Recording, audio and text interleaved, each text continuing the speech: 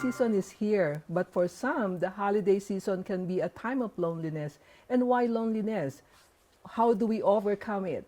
We will explore that in our conversation today. And I'm Dr. Susan Protasio, your host. And my guest today is a psychiatrist. She is board certified in geriatric psychiatry and in psychiatry and neurology.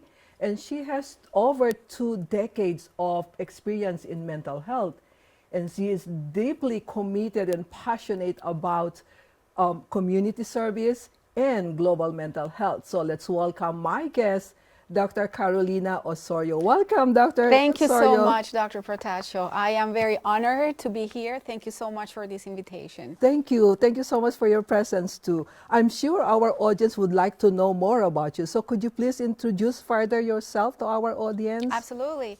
I am originally from Colombia in South America, where I did my medical school. Then I came here to the United States, and I pursued a residency in psychiatry. Mm-hmm. And then after that, I went to UCLA, and I did a specialized training in geriatric psychiatry. And after that, I have been in many different roles. And one of my favorite roles has been to be faculty at the university, where my passion for teaching has led me to win multiple awards, such as Teacher of the Year Award, Faculty of the Year Award, and Research Faculty of the Year Award. Awesome. Thank you. That's wonderful. Very impressive. So, Dr. Osorio, it's holiday season, but I would like to address more that feeling of loneliness that comes into people during the holiday, and which is often referred to as holiday blues or holiday sadness. So share your insight with us. What is holiday blues? Yeah, absolutely. So holiday blues is a set of feelings or emotions that arises during the holidays, mostly during the bigger holidays such as like Thanksgiving, Christmas, and New Year's. Multiple factors contribute to these. Yes. They are usually tied with high expectations and pressures of the seasons. And what is very typically distinctive about holiday blues is that it's usually temporarily, and once the holiday season is over, the symptoms or feelings kind of go away. Okay, so that's good. So what could be causing all this, what could be causing this holiday blues? Right, so there are multiple factors. Yeah. So the first one is loneliness. So for example, people that for the first time are going through the holidays after they have lost a family member, or someone that has to travel a lot and during the holiday seasons are away from their family, that can be sort of a contributing factor. The other one is like high expectations. Yes. So a lot of people will have this feeling that they have to do events or gatherings for family or at work, and so there is that kind of expectation of doing that, and also the pressures of attending events. Financial burden can be a big reason. We know that during holiday seasons there's a lot of gift giving, so we have to become a little smarter because we don't want to end in financial debt just because we want to give presents. There's different ways how we can do that without making a big factor that can cause us not to feel well or stressed or anxious. Probably overcommitment also. Absolutely, overcommitment. So I'll just give you an example about me. I am an introvert, so what that means is that I'm not a person that goes into a lot of social activities. I would have just my very personal friends, so I don't tend to do a lot of gatherings. But during the holiday season, you have all these events from work and family, and it's hard for you to say no because you know it comes from a good place. And so over the years, I have learned that I had to set some boundaries to protect my mental health. And so I am very insightful into where I can go and where I can say no. So for example, in my personal case, family is my priority. So I'm more likely to say no to a work event than to a family event. Yeah, that makes sense. That makes sense. And there's so many stressors during the holiday season, and everyone is busy and everything is fast-paced. So who are the people that are at risk for holiday blues? Yeah. So there is not like an exact number, but the studies have shown that between 20 to 25 of the population would experience some degree of holiday blues. We do know that people with mental health disorders, people that have recently lost someone are at higher risk for holiday blues, as well as women and young adults, because usually for them the pressure is even higher. Yeah, yeah. And I would like to add also that according to the National Alliance on Mental Illness, it reported that 64% of people with existing mental illness reported that the holidays make their condition worse. So it's really that very stressful. So now, what are the symptoms that we have to pay attention to our family members or friends during the holiday season that would say probably they have holiday blues or experiencing holiday blues? Right. So there are a lot of things that you can pay attention to. So for example, some people would have either either loss of their appetite or eating too much. I have experienced when I'm stressed, eat much more. Yes. Some people will start having problems with energy and they will start feeling more fatigued than their usual. Another thing to pay attention for is when people get, this person for a long time and suddenly they're getting irritated and every small thing makes them really upset. That's another sign that something might be happening. They're getting irritable. Very easily irritable, yes. Or they are sort of like having more of these negative conversations, feeling like the world is overwhelming and everything is very negative, when before they didn't have this perception of the world. And then does the seasonal depression also becomes part of like a symptoms of the holiday blues? Yes, that's a great question. Yeah, so there's another condition called seasonal affective disorder. It's different than the holiday blues, but what happens is that usually happens around the same time because our major holidays happen during the winter. Yeah. And so seasonal affective disorder, like the name says, it means that it's during a season, and it's usually during the cold season that it occurs. Yeah, because there's less activity, less light, So how do we differentiate now the symptoms of the holiday blues and the symptoms of depression itself, symptoms-wise? Okay, so when we talked about a condition that we call either moderate or major depressive disorder compared to the holiday blues, the symptoms are very similar. What changes is the intensity and the frequency of those symptoms. Okay. So for the holiday blues, they can fluctuate within the day, within the weeks, and they're not as severe enough that will affect your ability to function at work or function in your personal life. For major depressive or moderate depressive disorder, these symptoms are going to be consistent and constant every day, and it will take more than 2 weeks, and eventually it would affect the person's ability to function in their environment where they usually have been able to function properly. Yeah. So the holiday blues, it ends once the holidays are gone or done, right? But for the depression, the symptoms persist for more than 2 weeks or longer probably. Oh, yeah, absolutely. So minimum, we say 2 weeks, but it's usually longer, and they pass the holiday season time. Yeah. So as layman people, what can they do if they have the symptoms of loneliness or symptoms of depression? So there are many things that we can do, and these are just more like tips so that we all together can apply them, because it wouldn't be surprised if at some point in your life we had experiences. Yeah. So things like setting expectations, right? So focus on meaningful events rather than on perfect events. Okay. So you can do a little gathering at home, make it very meaningful. Something that is nice, is warmth, versus focusing on the perfection of every single detail. The other thing is budget wisely, right? We know financial stress is serious and real.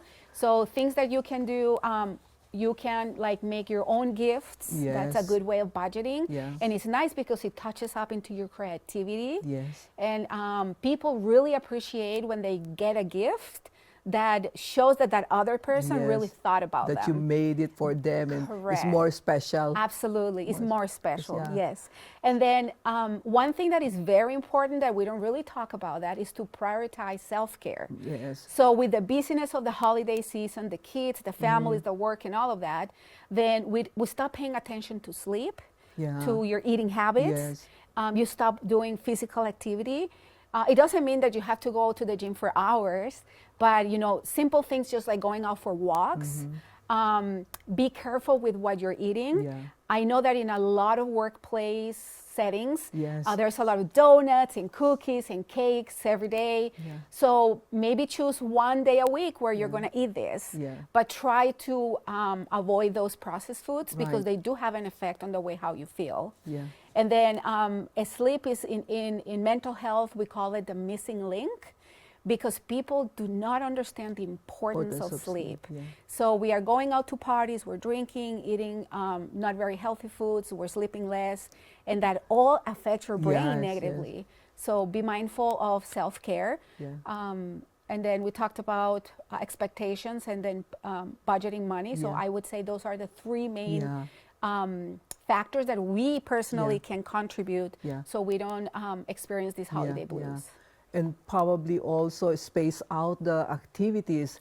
Take a little break, like in the day, not so packed. The day you don't pack all the activities in one Yes. day, Absolutely, you're right on Yeah, that. So yeah.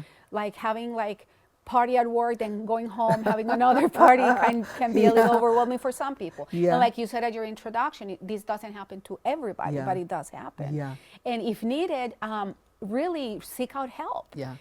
If you are really having a day where you feel like you're in crisis, there is a phone, 988, which is the crisis lifeline in suicide. So if you're experiencing really a very hard day, you can call them. They will Yeah. pair you with a counselor, and they are going to be able to help you in that moment. Yeah, so seek support.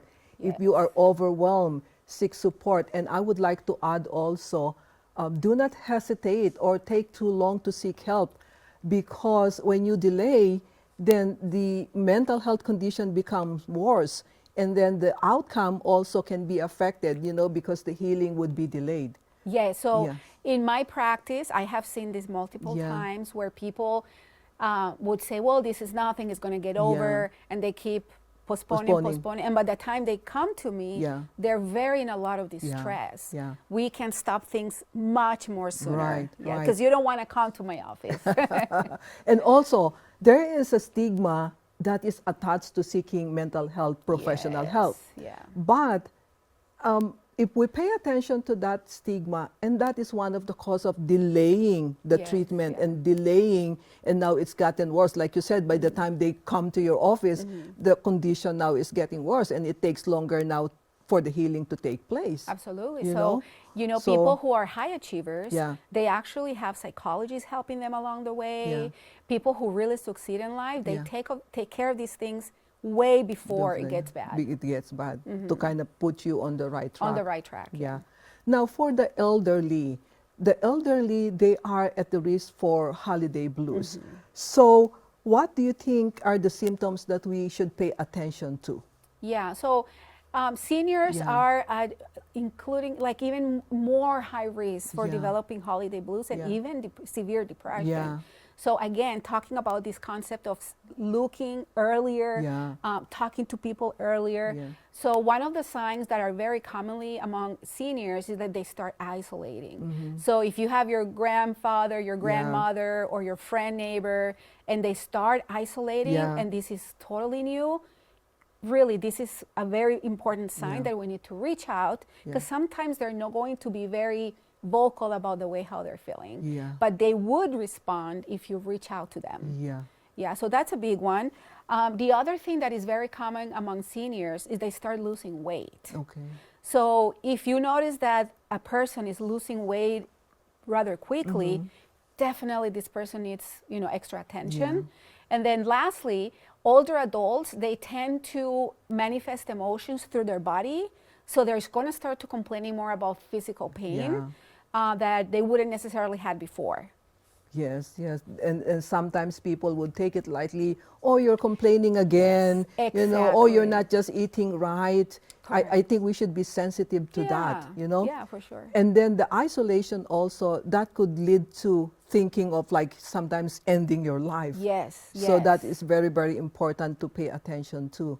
Now, what would be the basis or indication that would say that the elderly would now need to be seen by a healthcare professional? Yeah.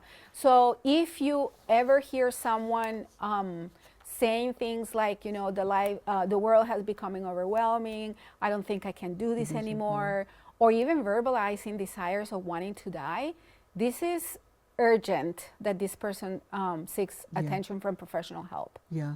And also, when we had our symposium January 2025 about suicide awareness and prevention, one thing also that they would say is when you hear the elderly say, oh, I am a burden to you, or I am a burden Yes, to the yes. family, I might as well be gone. So it is not just an emotional manifestation. I think it is more of like there's some intent or a plan or something. So pay attention to it. So Yeah. how do they deal with that if they hear the elderly saying it? So you know, encourage them to look for help. So that's what you're mentioning is feelings of worthlessness and helplessness and hopelessness. And those are typical of somebody that is not anymore on the holiday blues. This person is really on having like a severe depression.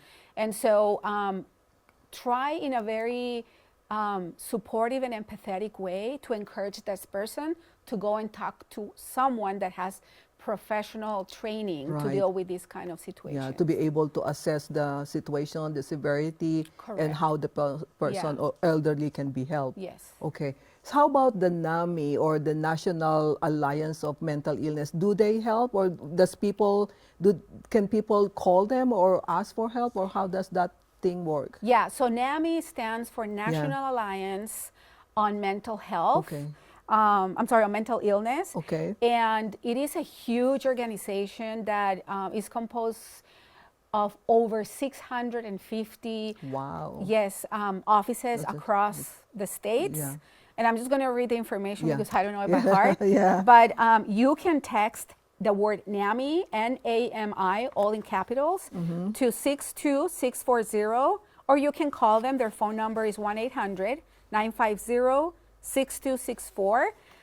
They are embedded in the community to raise awareness about mental health and to support our communities when they're struggling. So a lot of those little chapters in the communities, they would have like support groups and peer-to-peer support as well. It's very, very good, and they have lots of activities to raise awareness into these conditions. And then also I encountered one time they're having a meeting in a hospital setting where the relatives of patients with the mental health conditions are attending the gathering sponsored by NAMI to discuss, I think, the health conditions. So that would be great. And that is free, right? The NAMI? Yeah, NAMI, they function based on donations. Oh, okay. So if people can donate to them, that is fantastic. Yeah. And the reason why they are based on donations is because they can provide these services for people who have no access or money for, Yeah,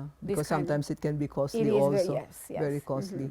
So if there is one thing that you want to share or say to our audience about holiday blues or depression in general, what would that be? Well, I want to share with all of you that if you have ever experienced these feelings, you're not alone. There are hundreds of people that have experienced this, that have reached out for help. I personally have dealt with people with holiday blues all the way to major depressive episodes. And there are multiple resources out there. Churches have a lot of support. For the elderly, there's the senior centers that usually have activities during the holidays so that they don't feel alone and isolated. And so my message to all of you is if you really are struggling, reach out, because there's a lot of things in your community that can be very helpful. Start preparing, right? Maybe going and asking around and making a list of resources. Maybe you can even share that in your community with other people. Yeah, just like what we are doing right now, we're talking about resources. And if you have or written it or something, share it with another people. So thank you so much for this informative conversation that we had. And I hope Dr. Osorio and I have shared with you a clear understanding of what is holiday blues, or we call holiday sadness, and the depression is about. So be sure you practice self-care, focus on what is really important to you, what really matters to you, reach out to their loved ones. Absolutely. And also focus on the simple moments of the beauty of things around us. And so I would like to share with you this saying that no man is an island, that human connection is so important in our well-being. So thank you so much for watching. Be sure you click the subscribe button, and I'll see you in the next episode. Take care of yourselves, and blessings.